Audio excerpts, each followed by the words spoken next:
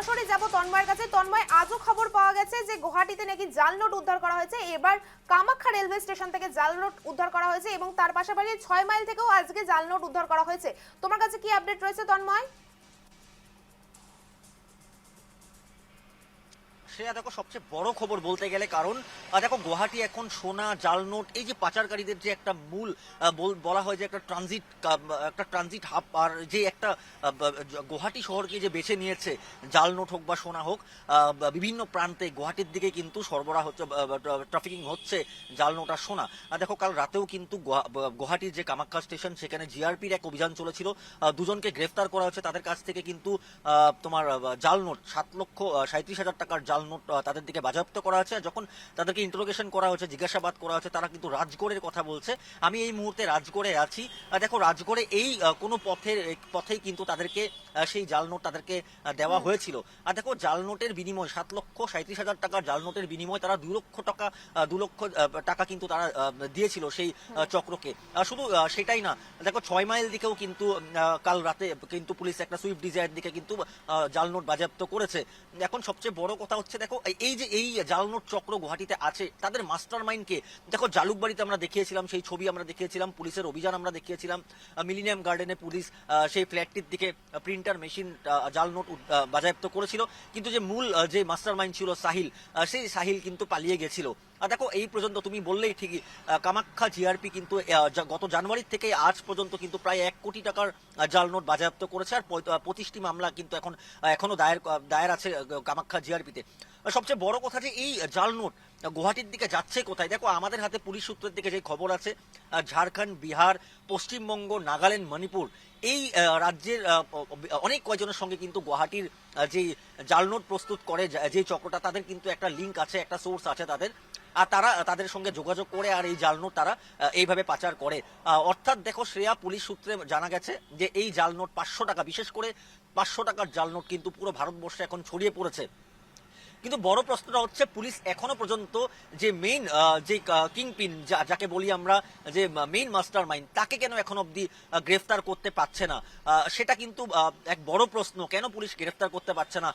পুলিশের কাছে এখনো ভালো মতন কোনো লোকেশন নেই। কখনো জু রোডে অভিযান চালাচ্ছে, কখনো জালুকবাড়িতে অভিযান চালাচ্ছে, কখনো রাজগড়ে চালাচ্ছে। দেখো এই কয়টা জায়গায়, গুয়াহাটির এই কয়টা জায়গায় কিন্তু যে বলা হচ্ছে যে জাল নোট প্রস্তুত করার, যে এই কয়টা জায়গাতেই কিন্তু জাল নোট প্রস্তুত করা হচ্ছে। এখন দেখো ভাড়া ঘরের প্রশ্ন আসছে এখানে। তারা হয়তো এখানে না, তারা গুয়াহাটিতে এসে ভাড়া ঘর নিয়ে তারা এই যে কালো কারবারটা সেটা চালাচ্ছে। সবচেয়ে বড় কথা, বিভিন্ন সময় বলা হয় তোমার যে ভাড়া ঘরের যারা মালিকরা আছে তাদেরকেও কিন্তু সতর্ক করে দেওয়া হয় যে কারা ভাড়া নিচ্ছেন বা কারা কোথার দিকে আসছেন, সেই তথ্য কিন্তু ভাড়া ঘরের মালিকরা রাখছে না। তারা যখন পুলিশের অপারেশন চলার আগেই তারা সেইখান থেকে পালিয়ে যাচ্ছে, তাদের কোনো ডকুমেন্টস, ভ্যালিড ডকুমেন্টস তাদের পাওয়া যাচ্ছে না।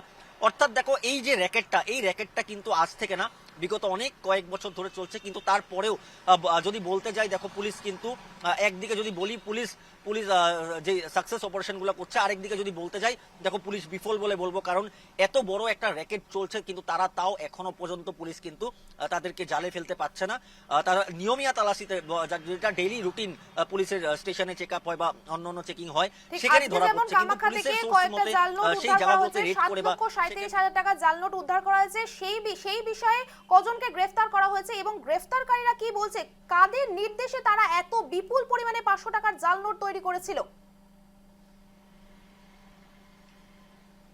দেখো তারা সহজে কিন্তু মুখ খুলে না, পুলিশের ইন্টারোগেশন তারা সহজে মুখ খুলে না। এই দুজনকে গ্রেফতার করার পর এখনো জিজ্ঞাসাবাদ করছে। তারা কিন্তু একটাই কথা বলছে যে রাজগড়ের দিকে নিয়েছে, আর তারা কার থেকে নিয়েছে সেটাও তারা জানে না।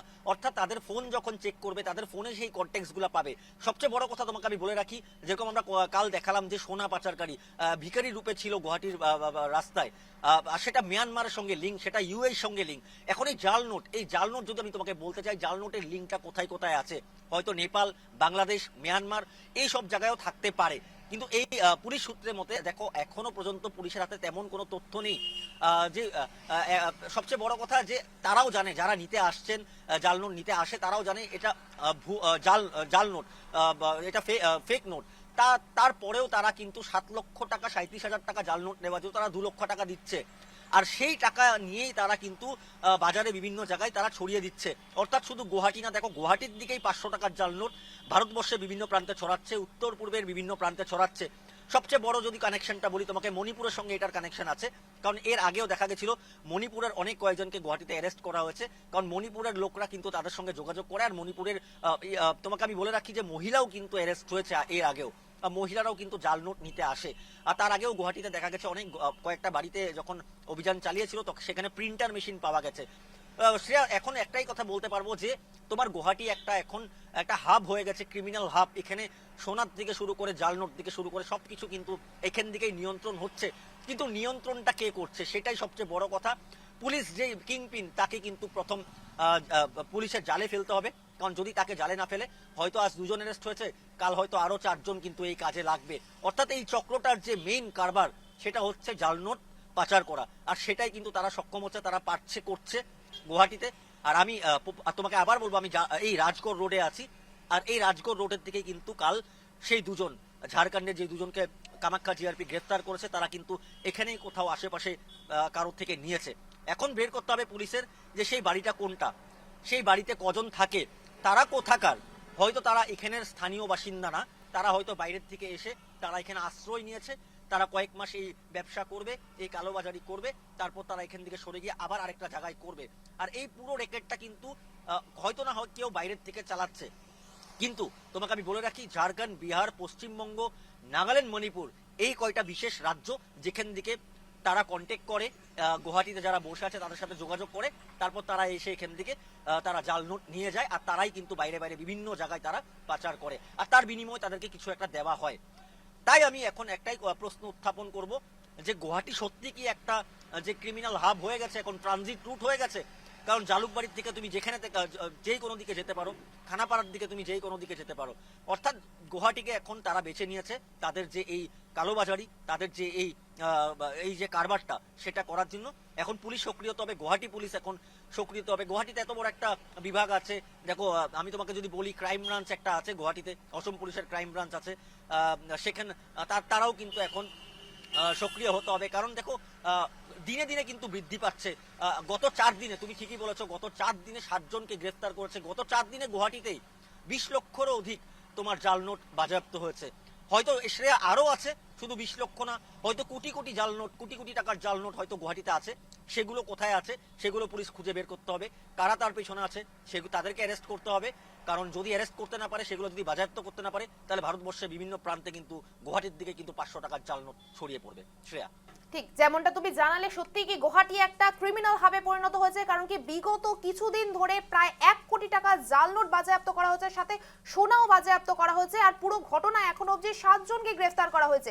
এবং এটাও আমরা তোমার থেকে জানলাম যে মায়ানমার এবং বিভিন্ন বাইরের দেশের সাথে এদের লিঙ্ক থাকতে পারে বলে মনে করা হচ্ছে। অবশ্যই প্রশাসন এই দিকে আরো বেশি তৎপর হয়ে উঠবে, আর এই খবরের দিকে আমরা আবারও নজর রাখবো। তবে আপাতত তোমায় ধন্যবাদ তন্ময়।